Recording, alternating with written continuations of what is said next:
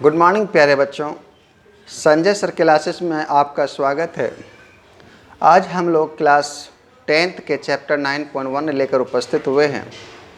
प्यारे बच्चों, आज हम लोग सीखेंगे हायर डिस्टेंस के अंदर जो प्रश्न है और उनके कंसेप्ट को।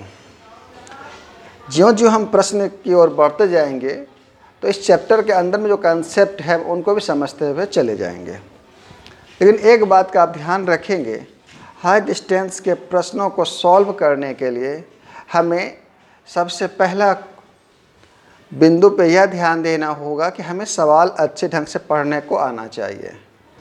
दूसरी बात पे यह ध्यान रखना होगा कि जो सवाल पढ़ते उस अनुसार से हमें डायग्राम को स्केच करना होगा। तीसरी बात हमें यह ध्यान रखनी होगी कि हमें 8.1 से 8.4 तक जो हमने सवाल को बनाया था, विशेषकर 8.1 और 8.2 के सवालों के अंदर जो कंसेप्ट था, यानी चैप्टर में जो कंसेप्ट था, हमें उसका कंसेप्ट का ज्ञान अवश्य होनी चाहिए ताकि वहाँ से सूत्र कुछ लगेगा, अब इसको बनाएंगे। चौथी बात प्यारे बच्चों, यह ध्यान रखें, खास करके मैं इस चैप्टर्स के अंदर प्रयोग करूँगा और वो यह प्रयोग करूँगा कि बोलूँगा कि मुझे क्या चाहिए, मुझे क्या पाना है, क्या दिया हुआ है, मुझे क्या पाना है। तो क्या दिया हुआ है और क्या पाना है, मैं ये बारंबार बोलूँगा, क्या दिया हुआ है और क्या पाना है। यानी हम उस जब ये शब्द बारंबार बोलेंगे ना, तो शायद आप भी अगर जब क्लास पूरा करेंगे तो आपको पता चल जाएगा कि क्या दिया है और मुझे क्या पाना है। तो प्यारे बच्चों, यहाँ आपको सहयोग मिलेगा, सपोर्ट मिलेगा, है ना। इससे सवाल जल्द से जल्द सॉल्व हो जाएगा। और ये हमारा विश्वास रखिए कि अगर आप क्या दिया हुआ और क्या पाना, अगर इस सिद्धांत पर अगर आप चलते हैं तो निश्चित रूप से, है ना, हाई डिस्टेंस का सवाल आप 2 मिनट से भी कम समय में सॉल्व कर सकते हैं। तो खैर, जब ये क्लास का अंत होगा तो मैं आपको ज़रूर बताऊंगा कि क्या पाना है और क्या पाना है, क्या दिया हुआ। इस कंसेप्ट से मैं आपको 2 मिनट से भी कम समय में सवाल को सॉल्व करूंगा। चूँकि क्लास 10th के वाले बच्चों से संबंधित चैप्टर है और इसलिए मैं थोड़ा सा इसको मैं पूरा विस्तार करके बताऊंगा। तो ये थोड़ा ध्यान रखेंगे प्यारे बच्चों। और एक बात ध्यान रखें प्यारे बच्चों, हाई डिस्टेंस को पढ़ने के लिए थोड़ी सी हमें ये थोड़ा ध्यान होना चाहिए ये कि हमें उन्नयन कोण और अवनमन कोण का ज्ञान होना चाहिए।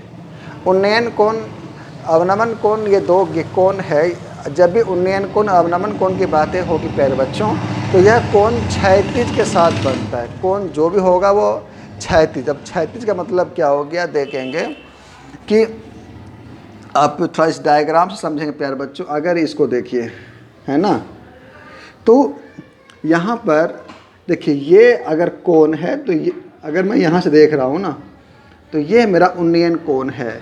यानी आप यह समझिए, अगर आप हवाई जहाज़ को देख रहे हैं तो आप उसे उन्नयन कोण से देख रहे हैं, है ना। अगर आप हवाई जहाज़ को देख रहे हैं तो आप उसे उन्नयन कोण से देख रहे हैं। आप अगर अपने बड़ों को या आप अपने बड़ों को प्रणाम करते हैं, है ना, तो आप ऊपर हैं और जिसको प्रणाम करना है, जिसको आप देख रहे हैं, वो नीचे है, तो वो मेरा अवनमन कोण है ना।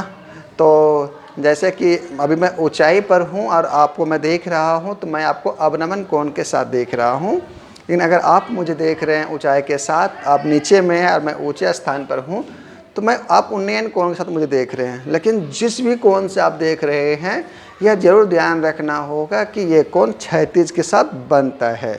यानी इस कोण के लिए इसका क्षैतिज ये हो गया, ये आपका हो गया क्षैतिज प्यारे बच्चों, हॉरिजॉन्टल हो गया।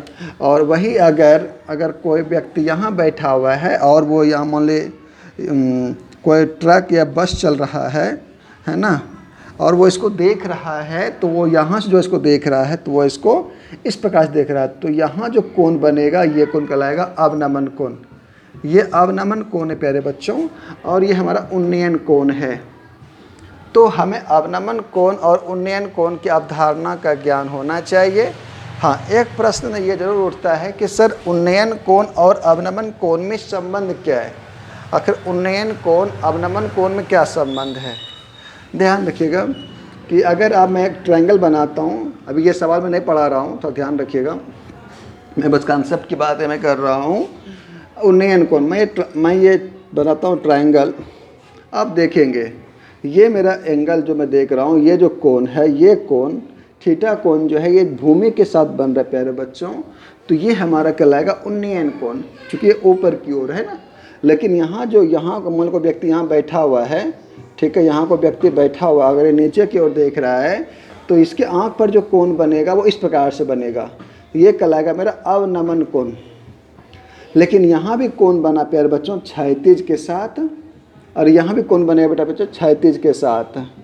कभी भी कोण इसके साथ नहीं बनता है क्योंकि ऊर्ध्वाधर हो गया, ये लंबवत हो गया। लंबवत के साथ कोण नहीं बनता है, थीटा कोण नहीं बनता है, ये हमें ध्यान रखना है प्यारे बच्चों।